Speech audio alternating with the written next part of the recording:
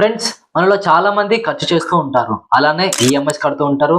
And అది EMI cover చేయడానికి loan అనేది తీసుకుంటున్నారు. యాక్చువల్ గా మనకు తెలియకుండానే మనము డెట్ ట్రాప్ లో పడుతున్నాం. ఇండియాలో ఇది ఒక ఫైనాన్షియల్ క్రిసిస్. ఎందుకంటే ఇది చాలా మందికి తెలియదు. దానిలో first one, you are paying EMIs from credit cards. Actually చాలా మంది లోన్ క్లియర్ చేయడానికి క్రెడిట్ కార్డ్స్ అనేది యూజ్ చేస్తున్నారు.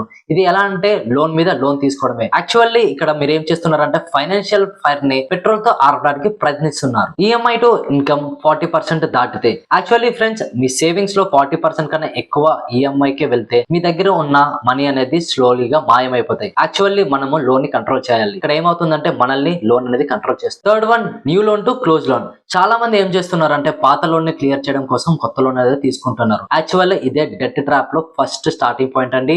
అండ్ ఇది మాత్రం మనము బ్రేక్ చేయకపోతే financial freedom life time dream అవుతుంది. Next, emergency fund.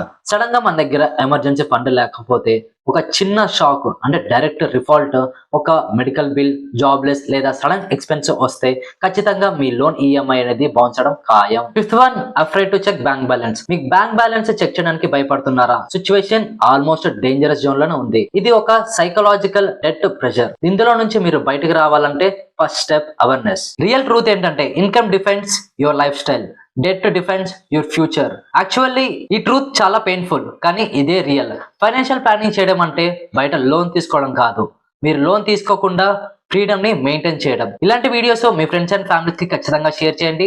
అండ్ మన ఛానల్ ని లైక్ చేయండి, షేర్ చేయండి అండ్ సబ్స్క్రైబ్ చేసుకోండి. Thank you. Have a good